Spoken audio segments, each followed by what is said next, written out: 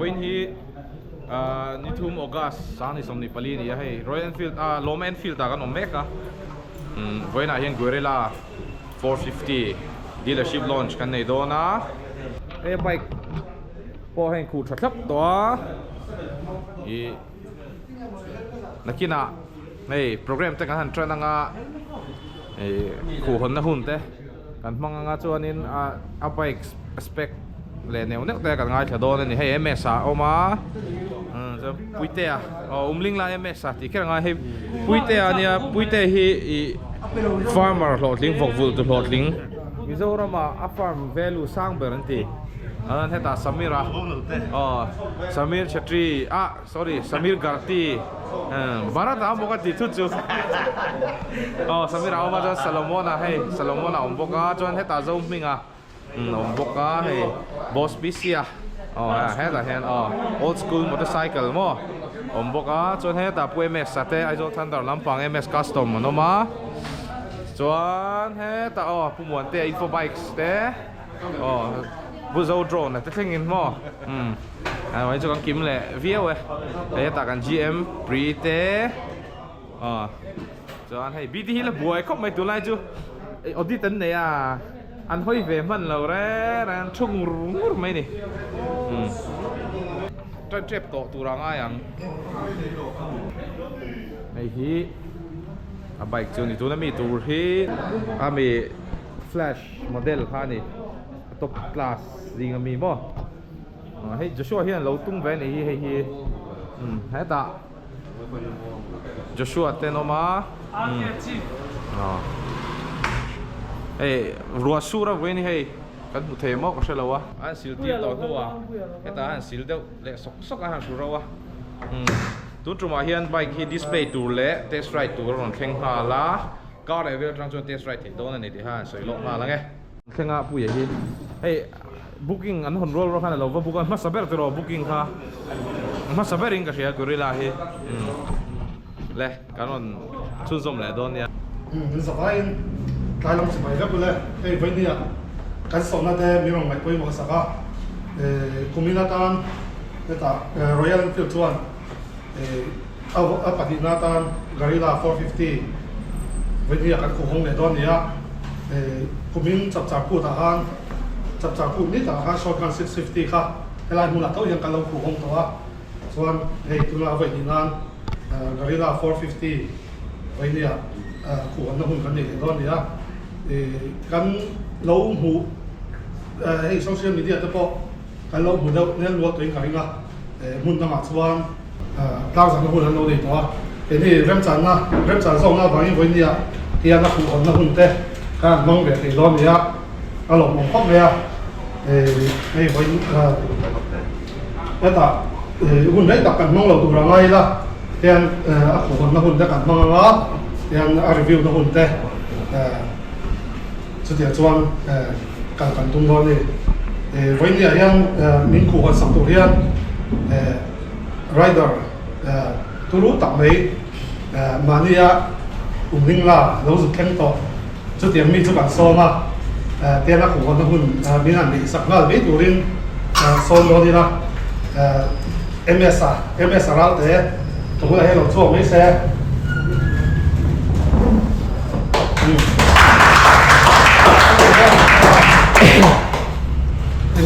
ku hon na te an nei pain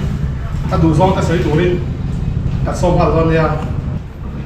cái chuyện lần xuân thì tiền của các bạn thì đâu nghe đi ra là xuân cậu làm máy đâu anh không đâu anh ra có bằng em hey với ni đấy xây lâu đâu anh live ta xuất xe các hộp âm rồi không hay kalau in xe giao man lo mình sẽ thiếu một là để có đấm ta hành rồi cho các đứa em biết hết thì dùng cả cái thế luôn khu không tụi nó men so bi kalau mà full of pocket thì mà sẽ alo cũng cái tiền rồi mỗi nào thằng ai hay lo mẹ Enfield showroom là hàng cần đến lúc có thì là bán học về đâu thì hết cái gì hay arcade thì hiện giờ đi cần đủ đàn đàn thì có mặt lâu vẫn là lâu nhưng mà ba cái số cần thì về nó xa mình lâu đông xong mà cần lâu mẹ mà cho nên hay mình các bạn hian lo thu kan soi na zoram mun thang thang mi zo fa te chunga hian lo thu kan soi duwa ka right chete mi lo luk sanga wangin chete han tela aro pui ka ti ve na sa ni kha mi lo luk sanga lo thu kan soi chun zom ni se oina gorilla 450 ei ku hong veru don ni ya mi zo mi pui te mi zo rider te atam zo ten gorilla hian nula lo for swap tu la pui te lo nei ve la ti ga kan duwa field tu ka kin kan se ni chuan kam mo to ni min lawa noi ra kan chiang zo kan mu le a ka lo han do hik to po san na phal si lawa moi chu khal so kai to la te po ngai la thaw me chuan he gorilla 450 hi mi zo thalai te nu le pa thalai tam jok ten Tuang taka kan nei thea kan nun khoa kan lo man thei na turin voi ni hian ka khu home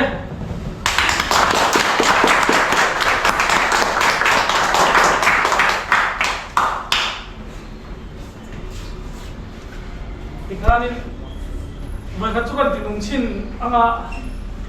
abak chu kun nei tu ta ko ta kan da le don ne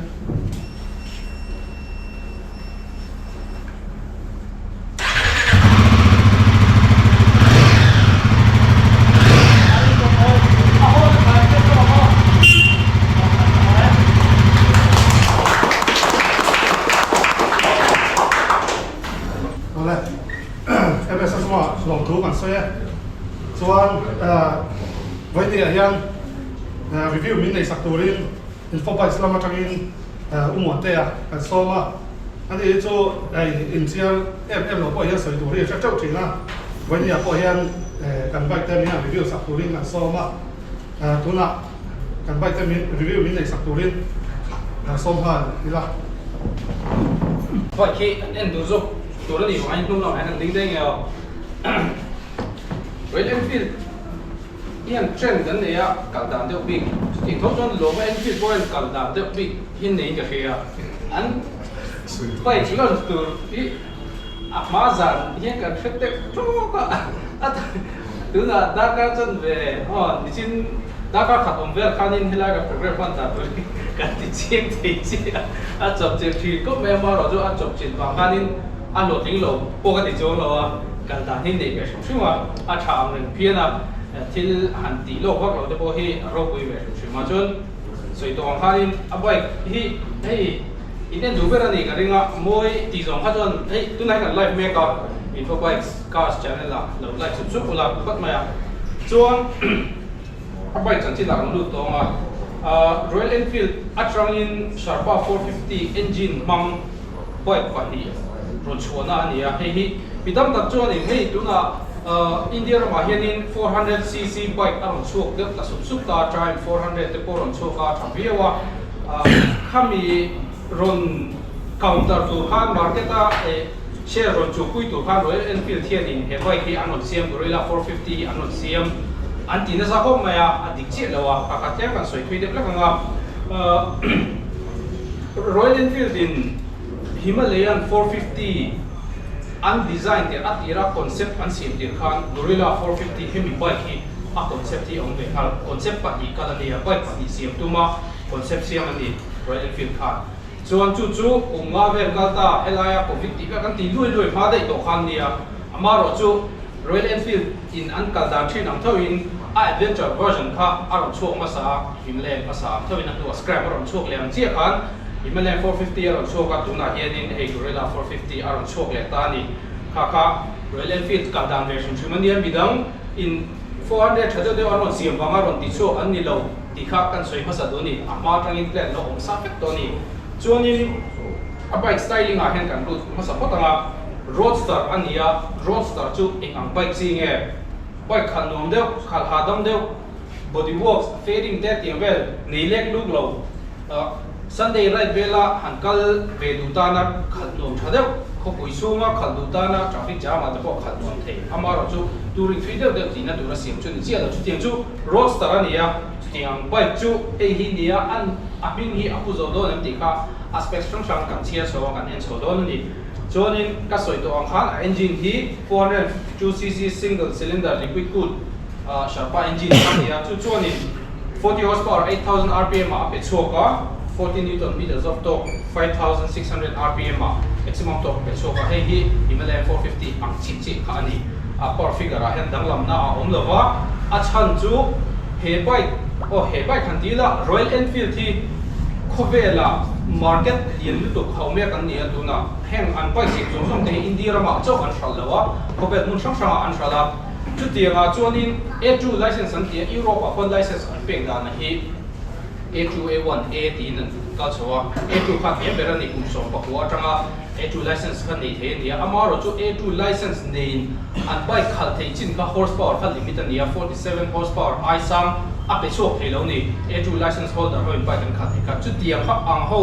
khal thei tu le an lei thei tu ra ron design chu ni ai chu ba chuan he ai sang hi horsepower hi an ron pek tir thei nge yang Royal Enfield thian amaro chu A2 license holder kha an targeted customer an ni wangin horsepower chu an ron ti dang lam tu lo ko ani thei tu na hian chuan chu tiang ani roll chuanin Himalayan nen khanin engine performance zong hi ai ang fek lo pakhat chu adventure ania Himalayan 450 chu hei hi chu roadster ania roadster chu engang chi ka soi vek to chu tianga chuanin ani phung diktak arong lan chu theina turin ECU mapping kan ti kha anon ti dang lam theta ECU mapping hian in asatakin hemi mechanical thil piston ti te kha tiang kha thlap dang lam lo ma se achunga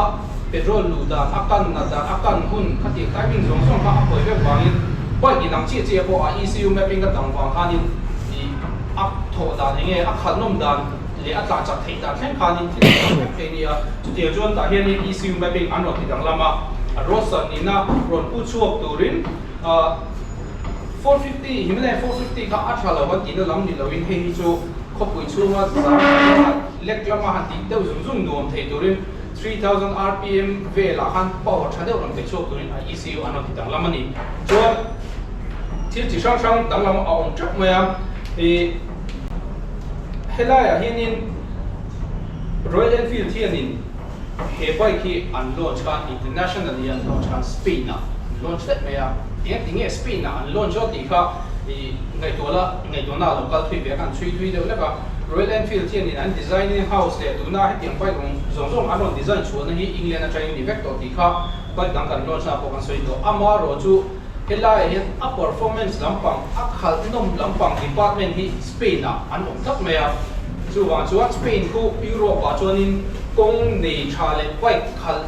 nom theina turam kong free si nei tha ania chu lai nu la tak chuanin a bike handling lampang department siam thatu te Royal Enfield big an chu soi ta khan in Spain an ma chuan Spain an launch ta chuan internationally a khati an launch ta ka khat a khal tu te zong kon a khat nom zia an soi chang che YouTube vela he tam zo chunga in fact ring ta khan chu tiang ani wang chuanin roadster ani na kha apok chho zo lo an lawa Himalayan 450 a om to khatiam tlem aron 45 ngot kha ani lo ti kha la hian khovel muar pho chuan tu wang in Spain a han launch ker kha lo ni chuanin han en nei hianin thil dam tak in trauma engine ba ka a chassis hi in trauma amaro chu chassis en remote chuan ai nang viawa a subframe kan ti hei helai atnung chin hi helai matka te mon chin hi hei ti dang lama pakhat kha Himalayan 450 chu adventure bike kan ya sang te urangaya roadster a chun ngai me kherlo chuan hetiang a body kit thar bo theina tu khanon ti dang lam theta chuanin chu ai poi mo jok chu a steering brake angle ti hemi a fork tun zong a do zong ani zong chu ko hei hi anon ti dang lam ta ni Himalayan 450 rake angle I khan hi 4 degrees in atlema chu dona hian a steering rake angle chu 21.8 degrees an ya a fork hi atung de lepa chu chuan aron pek tu chu steering arang do pakhatna a poi zung don chu ani ta ni chuan chu tianga a helaya a rake angle dan ta wang khanin swinga kemin lo dang lam shet ne wheelbase kan ti a ke ma le ke nungin le ara na lai chi han te hianin kha a toy ta shet ta 1440 mm ani to ta chu aron ken le tu chu a che rang ni ngot lo in kong kuala a kual rang dona a khan anu don I han traffic jam ka ko han ti deuh zum zum kha an no don ni chu roadster ka ti to ka roadster ni aron ken tu chu an don ani chuan a fo ki danglam le ta Himalayan 450 ka soilo thelo a chan chu thil tam lu ai nan wa khan tam ka in inga tinge i adventure bike zo ka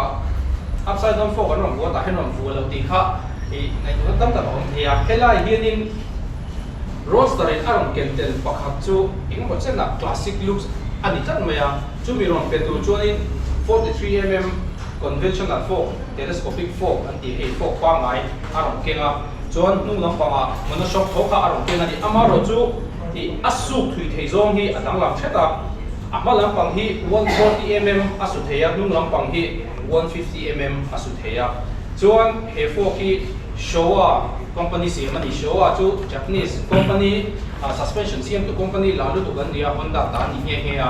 chuan chu tiam ho siam chu nia a suspension ni a thato tu rak ngai patang o chuanin ake hi aron dang lang ta Himalayan 450 ajan adventure bike kan iwai ke din tu pu yan ko ta hi chuan a diameter hi 17 inch anon bang ve thung ta ni chuan ake hnunga hianin 160 by 60 hey semi nobi ang daw block thread tire te dia hey siat siam ania hemi bike ta tu bi ka siam ni nung lamayan 160 by 60 malama 120 by 70 aknung ke hi India rama bike siam entinan hey foreign bike sarwa tanga la hu te kan soilo Yamaha de kon tam takan nei Honda de kon CPU atia completely built unit anti te suba chata ta khati ang ni lovin India chu chu ka chon aket nung hi 160 pang along ngai lo chu avoi khatan 160 section tire kan on pangani hen zong zong hi a scrambler ni na rom po chuak thei turin anon bu ani chuan a fuel tank hi han en heti zong han en hian ina ai kan en pe ai kan lai felai kan chu soi zo a hian in nak soi zo mi close up video ha kan on la dong thowa heti zong han en hian in 450 Himalayan 450 ka eng ma chen anna ania amaro chu anon dizena ko titea 450 chu Himalayan 450 ko chu adventure bike ania fita tat la na dura siam ani wangin liter som pasari lai petrol lenga ta chuan liter som pakham chok ani don ani chu wa chuan atirang soi to a roadster ania tui tak tak zin pui kha a thei lo ni lovin Royal Enfield in an design ani lawa a thei thawa e petrol ni thun sin te don tinan mai ta ni fita ta zin pui ta chuan a footback hi 30mm in ai khai sang chawa nung shet boka handlebar hi adang lam na ka soi hi Himalayan 450 atang zelin ni tikha kan lo thelo me don ni Himalayan 450 ai 30mm in pe hi a handlebar hi ani shet boka chu rider triangle an tia hetia han thuta ke hadza hi han pon hi hemi light triangle hi mi tam zo mi thei tu rangin anon CMA 57 bel kan dia ei pe to hian ka ria a ting do ben men me ka ria ka ta chuan cái trục chúng là bằng ta cho nên anh em đều mình mua cái đó ama rồi cho sắp pa rồi khâu sang được tan phố chép em chung thì đâu chuan có bụi xuống nó khẩn nông turin 780mm asi thay thì anh muốn phải ta đi chú ăn đi don viewing cái gì hay là aspect dùng hẳn en hiền in ama rồi chú sắp po để khẩn tu ra xem về thâu này sắp pa sang được tăng cho nên 20mm mà sang asi sang chỉ ông cái này chọn tầm đó cho mà một đôi lộc hàng chú MS te chuan mammo ton lo mo kini po ka mammo tan chuan chuanin variant pathum oma a base variant hian a speedometer a hianin analog aron bang ani analog om je chu hetia adai de pu digital awang che ka chuanin a chidang le oma flash atia chu ta chuanin TFT display hi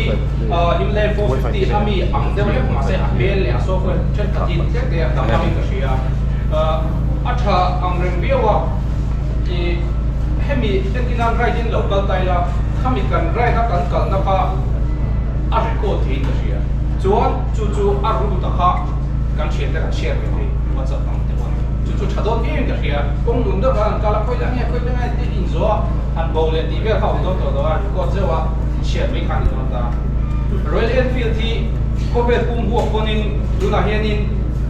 heti ang chi a chuanin market nei lian ber ko la nia chu wa chuanin Amelia en hian in temin an ti ma lai du ni mai technology thar le achang kam ber bera i thuam ani heng ti kwai pau ki chuan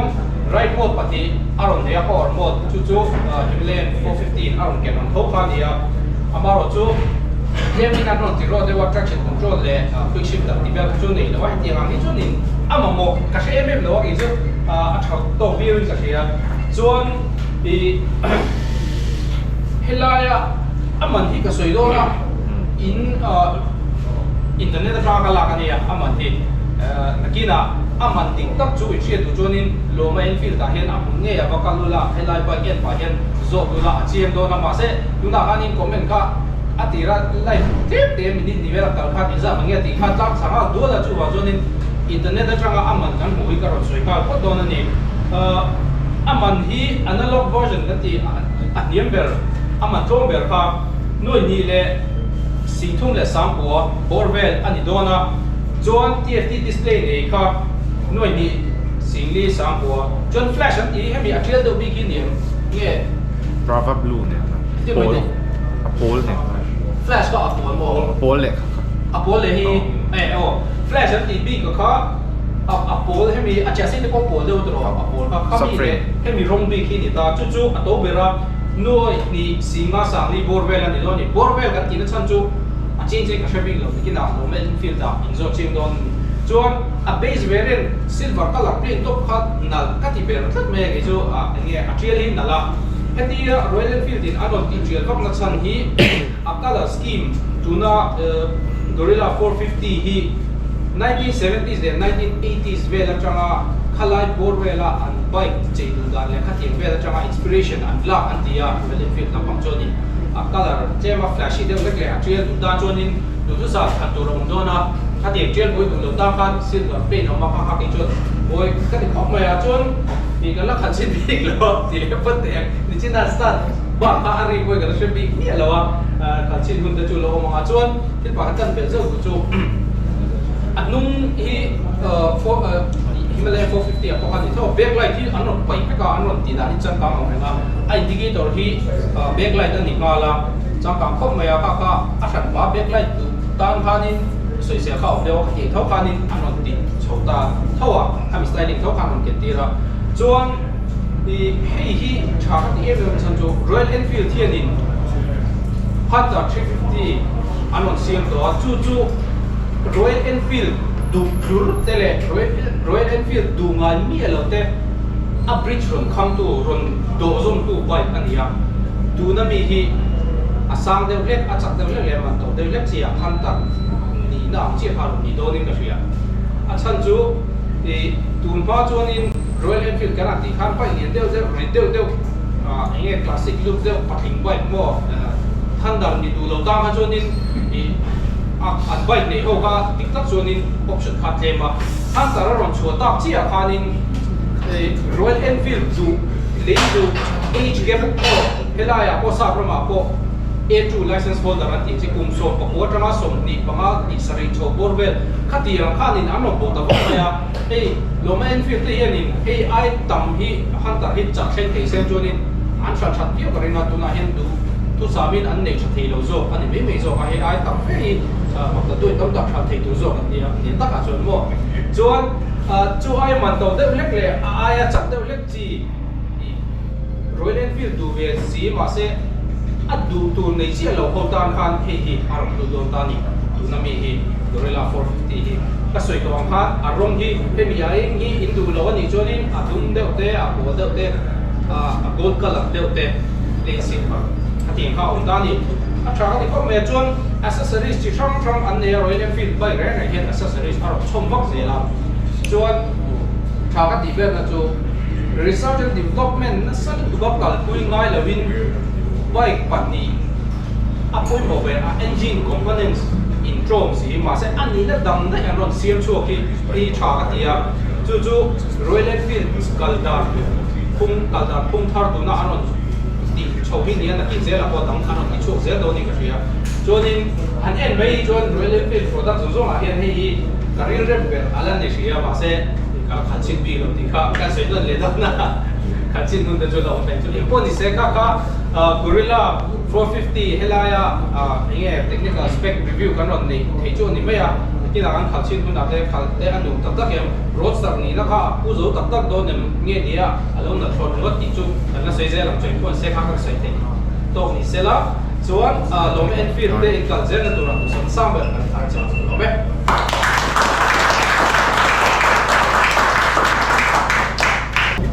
กูว่าได้ตัวมองดูมาเสียเนี่ยเฮ้ยGorilla 450เฮียก็จะเรียกเรียนประมาณดูทางดูก็จะประมาณเฮ้ยดูแล้วกันหมูแม่พี่อามันกระเชียตามันมาโต๊ะแบบนี้ดูนะอามันก็รอสวยเอาค่ะรอสวยจริงๆก็ข้างหน้า showroom price นี่showroom price นี่ข้างหน้า on road price ที่ price ที่สักวันตาหลังตัวนั่นก็การโปรแกรมตกก็มาอย่างกันตาหลังตัวละไงล่ะส่วนไอ้ที่ท็อปเบียร์สต็อกมันเนี่ยเอ็มบ้าบวกกันเลยเราตัวน่าจะสุดเลยแต่ถ้าเห็นไลฟ์วิวเตอร์เด็กกับเด็กต่างสมรสฮะอารมณ์กันแต่เด็กเอาเด็กกันนี่ก็ชนะในคิวอินจู่ๆกันใส่เด็กเวตัวภาษีพอยีภาษีได้จากสี่ตันทีอ่ะจุ่มพอจู่ภาษีพอยีส่วนหลักที่นี่ตัวนั้นเองที่ข้างวันนี้ยังทุกสิ่งตัวละส่งดูบีบประคัดกันเนี่ยเอต้ากันใส่เอต้าเนี่ยที่หลักสักเนี่ยสักใส่ตาหักกันทำดอกตามส่วนมีรูปแบบตักประคัดกันเนี่ยอันนี้ที่รายแต่กันดอกได้ไม่รอไหมหลุดไปทีนะเอต้าโดนช่วงเสียสารแก่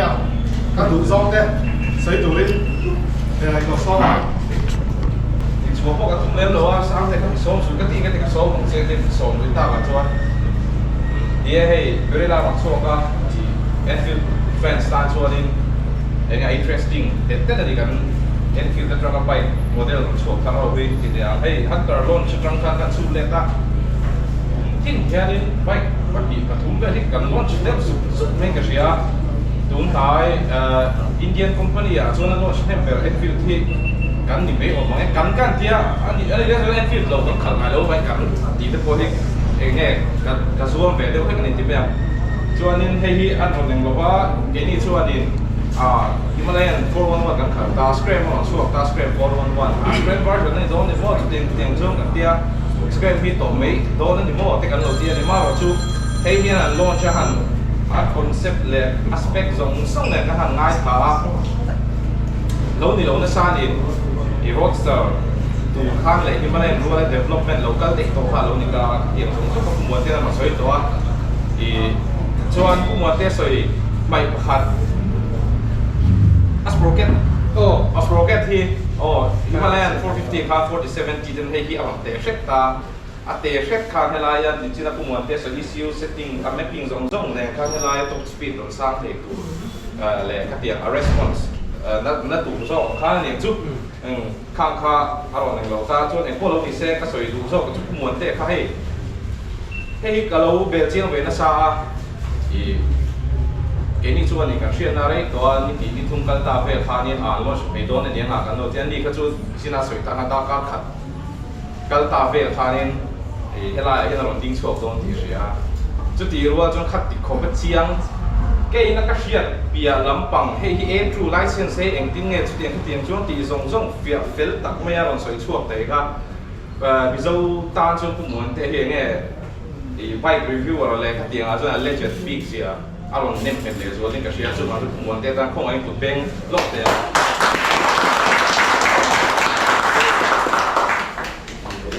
ที่ยันให้มีลอนช์ข้าบาร์เซโลนาสเปนนะผู้มวลได้สวยท่านเนี่ยนี่ส่งสรีสามีสมทิบลีคันอินเดียสนาซิงดารีเลมิดส่งงาเขรขันลอนชากันข้าฟังดารีเวลเฮงก็จะก็ไม่งากระปิดตั้งเราก็มุทิลสันตาตัวเรดิโอตะเกนเลตาข้าดาวมันสวยช่วยตุนไล่โคลนแต่อัดเช่นจวนนี่เอ็นฟิลด์Instagram page แบบกันจวนนี่เอ็นฟิลด์ page กันเฮกตามันนี่เลยอย่างงี้ที่เงี้ยมันเลยที่ข้านี่เงี้ยโคลนLong word is coming. Itu mereka memaktek kalau posan ni hemi orang hype tungkah ni, anu akan si atlon. Icin aku muat so yang ni company sang-sangin, yang kopi nasa ni. Itu mereka hemi angdek tu teh, roadster version, heti angdek tu masih. Adi cia lau dek wang cia dengan clone kan, itu mereka angdek kopi dek wang hati yang nasi orang nasa. Kakak Royal Enfield CEO, MD, Asia motor company motorcycle Asia Motor Limited MD Royal Enfieldในตู้เต็มที่สิดาร์ธาลาคานี่นะสวยจู ข้างข้ากันตุ้มมันนี่หรอว่ากันออเดียนส์แต่กันไรแต่กันง่ายหาเจ้าว่าเองอินดูดิ้งกันโซเจ้าว่าพลาสติกทอยส์มันเป็นอะไรล่ะส่วนให้มีทรูมอเตอร์ไซค์รอยน์ฟิลด์ที่เอ็นเดลโตซีมินเป็นรูทีอินส่วนเขามีง่ายถ้าจุงเงินแห่งนี้กำลังเดเวลลอปดิ้งที่ข้างสวิตาจนต่อไปเราง่ายเรื่องล่ะเงี้ยต้นวอร์ด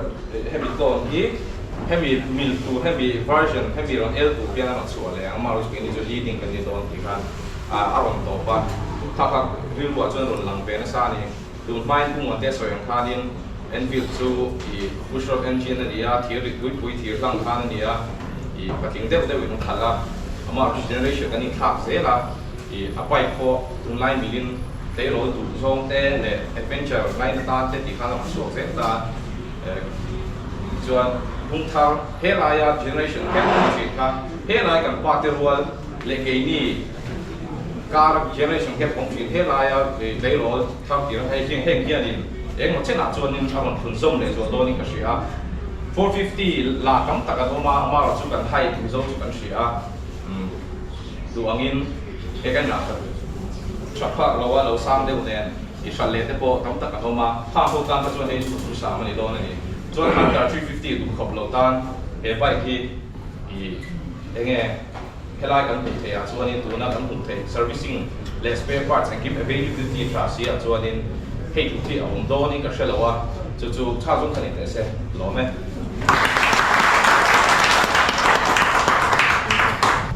สาระเป็นส่วนของส่วนเสียที่ข้ากันหุ่นโตลำลงในลงโตไม่ละมีการิล่า450ที่บุ๊กิ้งที่ดูด้านสิงคโปร์บุ๊กิ้งที่ที่เรื่องก็เห็นบุ๊กิ้งที่พออันนั้นเป็นวัดตัว waiting period ที่30 days เว้นตัวละกันง่ายสุดที่อ่ะตัวส่วน tentative delivery date แล้วพอกันไปอ่ะดูด้านส่วนสิงคโปร์บุ๊กิ้งที่ที่เรื่องนี้ที่ครับกันเสียเลยที่ข้างrefreshment เนี่ยกันบัวเสียกันที่ข้าอินจัดสักกุลาไปที่walk around เนี่ยกันนี่ก็ยังไงนู่นกันมันส่วนที่เขาไปตอนเนี้ยไอ้ TFT display ข้างนี้อ๋อสารพัดช่วงเวลาชิ้นนี้แกฮิตเรียนSound ออกรอฟังแล้วก็mega difficult. เรียนนะ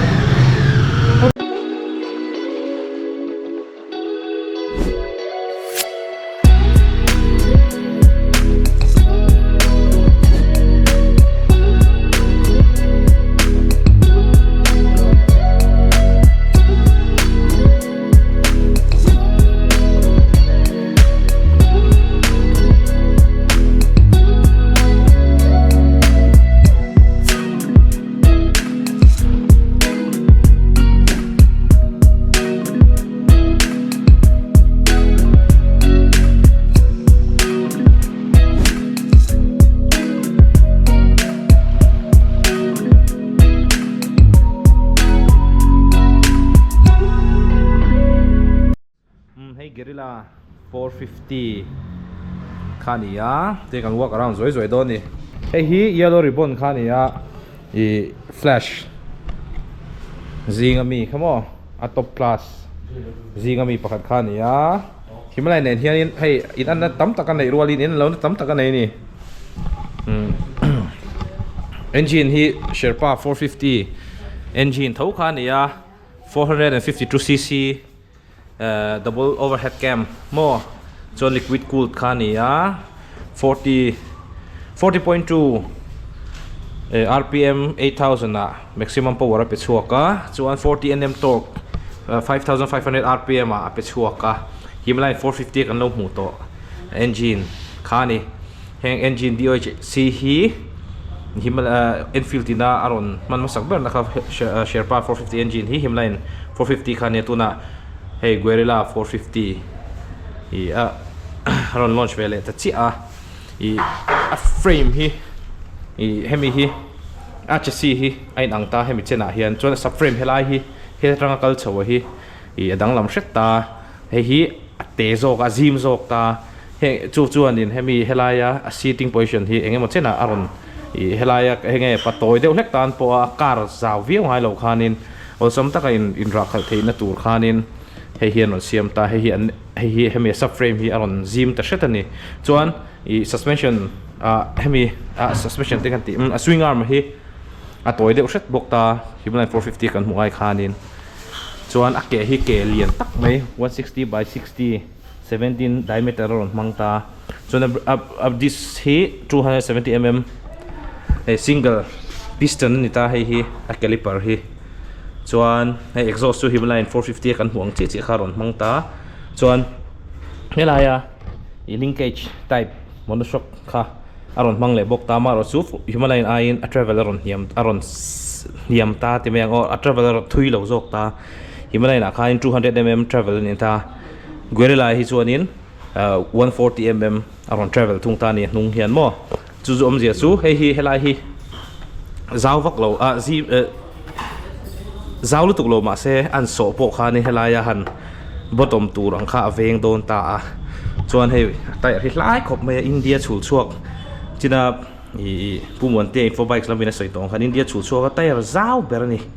tai lai berani tina chu India chul chuak te kan India motorcycle company na helai an siam ve India chung an siam ve chuan in tai lai berani 160 by 60 ka ti to ka siat tai rania hei block thread block pattern mangta chuan Himalayan 450 kan ron hmu to integrated tail lamp kha backlight le indicator khal kha nia chuan grab rail hi hei diana ron da hnunga hian om to lo ta chuan a seat hi split seat ni lawin single aron mangta chuan ei tlema bucket ve de nge moni thut chu nuam mangrang phian me a chuan a tanki hi Himalayan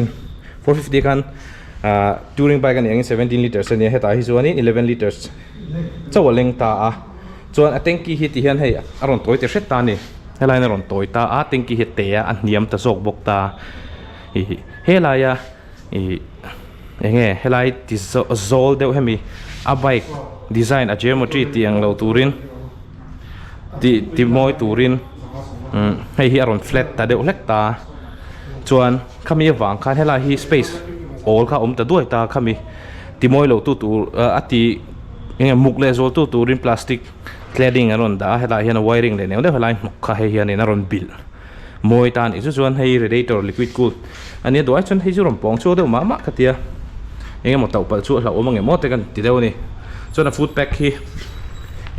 aron hei a food pack a soi ma in ground clearance Himalayan a hian in Himalayan kha 230 mm ground clearance ani ta hei 168 mm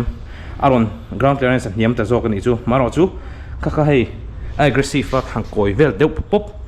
po atai lo nan a food pack hian on up ta chuan riding geometry anom le zol nan atol hnung ta hret ta ni hemi hi Himalayan a helai vel om khatlem in tol hnung ta 30 mm in tol hnung ta chuan sang chho ta deuh bok ta 30 mm te kati 30 mm in atol chho ta chuan hei hi hnung ta hret bok ta Himalayan a kha chuan in hemi a brake pedal poi hetin a chunga chho kha to chuan hnuai lama a design kha aron thlak deuh hlek ta ni chuan rotary knob switch thau kha ron mangta hei chuan riding mode hi chi ni performance le eco kha omta ABS kha switch ve thei lo ta tai chuan ABS off ti vel kha thei vel to Himalayan ang khan chuan lai charger te po hei helai hi type C charger ron da chuan hei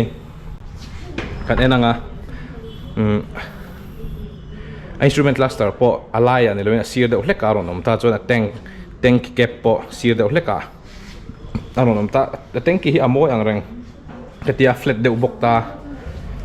chuan hei side glass te po Himalayan ron man ang si thau kha ron mang le ta hei hand grip ti te ne nga te po Himalayan 450 na aron ken TFT display changkang tak Google Map TV support khan ta chuan hei tia han long press hianin analog mode le digital mode a hana thak ve vek thei ta Himalayan 450 ang khan ta hemi TFT display hi hei ABS on or ABS performance le eco mode ABS on ve ABS kha off ve thei lo kan ti to kha tiana da thei ta chuan hemi TFT display changkang tak hi a top class flash le ange middle class dash a khan aron om don ta chuan niam ber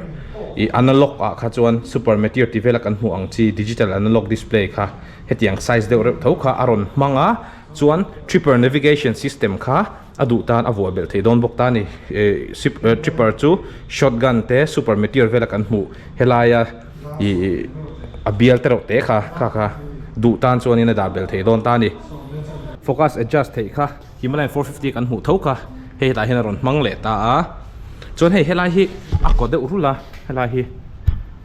hi helai hi amoi lo kan ti ni chuan accessories genuine motorcycle accessories Enfield hian a siam chuak tau hemi tan hian helai hemi call te kha headlight call te bo kha om ta ni chuan hemi kan phei mai helai rack angle tia 450 icon hemi hi aron tung chho ta shet ta aggressive le as well turin hemi a geometry a riding geometry le helai a flick rang nan te kadeng khan hei aron tung ta shet ta ni helai angle rack angle chu heta tang helai hemi triple clamp a headstock board hi aron danglam tina as Himalayan 450 icon mo USD fork mang lawin telescopic fork pa ngai 43mm a lian kharon mang ta he lian thatel viau tho he po hi chuan fork gator enge a neon retro looks man lai looks deuh tho si man he modern ve deuh tho si an dia hemi hi neon retro an dia hemi looks hi khami ati retro le zol tur kan hemi fork gator fork boot te pon dia fork gator hi ron mang tel bok ta chuan hei alloy thar gorilla tan ron mang ta moi reuh khop maya chuan chu ka soita khan upside down fork ron mang velo tai chuan telescopic fork pa ngai haron mang ta chun apmalam tire size 120 by 70 17mm ani ta a chuan at this hi Himalayan han 320mm he a hian somin Himalayan khan ron te ta theta 320mm Himalayan mang kha heta hi chuan in 310mm aron mang ta a chuan a caliper hi double piston khani ta a piston pahni na norbe tina chu chuan an review na vel he kan la khal ve che lo nangin vai ho le sa pho ti vel na Barcelona Spain an review na vel anga chuan in a brake po a man tha viewe churon tia chuan hei hi plastic tho nia hei hi sam guard hi yamaro chu GMA a tho khanin aluminium eng lo tak kha thadeu kha ron a ron cho a leitur om don buk ta a chuan headlight grill te po mo tiang kha ron chom don buk a ron chom don te ka leitur om don buk a chuan handguard back bar and mirror te po accessories a khan om zel don bok ta chuan windshield an tia fly screen an tia khang te po kha om dona Enfield apps amo Enfield site a han en chuan in en tur om vek to ni kha ka man za jong jong nen chuan a si thi chin hi hei hemi hi 780mm ania niam khop maya Himalayan khan 825 standard chuan 855 a up thei ang khan om ta chuan heta hi chuan 780mm aron niam sa ni chuin niam hlei khop maya chuan hemi ai sang du tan chuan in ai sang signature seat an tia ka hrelo ha ming eng tu nge khami kha fancy le signature seat karon om don ta ni heti anga tlang tho si hian chuan ka hriat tur chu Himalayan ka chuan split seat ania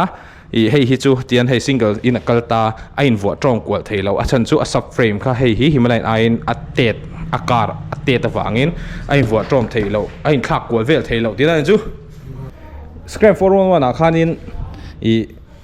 englo om velo ta main sen kha omlo hetai chuan main sen hi combo aron keng ngal don tina ni chu chuan chu mi no chu hemi ta nen accessories a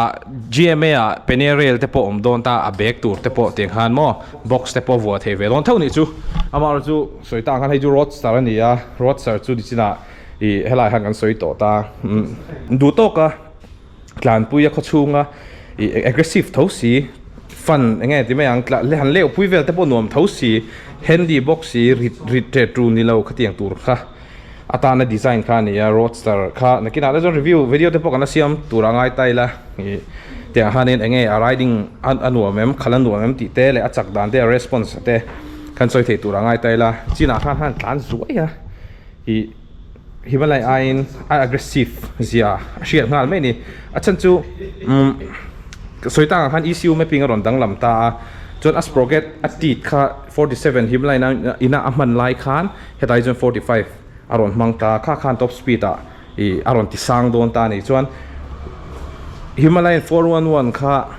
scram aron chu khan a tuning aron dang lam ta ECU mapping te kha khanin a throttle response te ka han pe kha aron thok rang ta khatiang che kan heta po hianin mapping adang lama wang throttle response aron rang le zualta Himalayan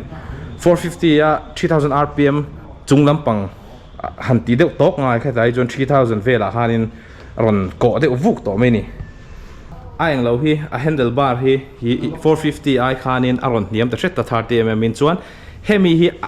hetia akoma hi aron lut ta shet ta ni hemi a riding position I khal tinuam tu khanin ten aron lut shet bok ta kha khan stance ka enge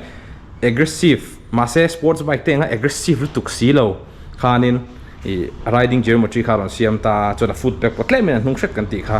kho chunga chuanin nuam don atin hunter 350 du khop lo tan chuan du tu sam don du tu sam ani don ta chuan I hunter 350 hi I an soi sel na thin chu a so na ti kha ni ta hetai chuanin hunter 350 a chuanin eng lo pa ngai mang ta suspension pa ngai monoshock mang lo ta hetai chuan hei monoshock ron manga chu showa siam ve ve ni ta malama po telescopic monoshock hei showa siam ni to hei hianin a travel 140 150 mm a travel thei ta a hnung kha 140 kan ti to kha chuti rual chuanin a so hi kan la hre chi lo na ngin a hat khatenga so na le shom tur ha chu ani lo bani han chu a nge company show a siam ani vai changang taka mana wangin I hadam tur a siam tho chu ni chuti rual chu Himalayan te anga sudul dul lang tur chu ani lem lo overall a weight hi kg zale som riat panga 90% oil le fuel thunin ta carb weight nan ti kha chuan Himalayan hi 196 ani ta chuan kg som pakhat lain hei hi zang zok ta power to weight ratio chuanin nge chak turangai nga chu ni a weight zang na chu engine performance in angranga chuan mo tin phi takani hei chuan ti phi takani chuan chu ka han tla na nga kina rem chang a kar le lama te pathian zar kan dam chuan a video de pokan siam thei tur angai taila price hi I hemi video zo hianin I a color ne kanon da don ni helaya X showroom ni lo on road price ron da kan tum don ya khati zong kha tu rum tan chon ni phot ro se